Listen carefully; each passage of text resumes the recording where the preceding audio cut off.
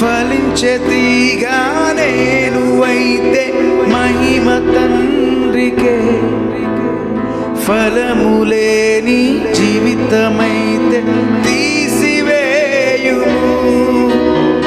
ఫలించే తీగా నేను అయితే మహిమ తండ్రికే, ఫలములేని జీవితమైతే తీసివేయుము. రెండు చేతులు పైకెత్తి యేసువా నీవే నా ప్రాణం, నీవే నా గానం, నీవే నా ధ్యానం, నీ వైపే నా పయనం. యేసువా నీవే నా గానం, నీవే నా గానం, నీవే నా ధ్యానం, నీ వైపే నా. చివరిసరికి మాటలు చెప్తున్నా.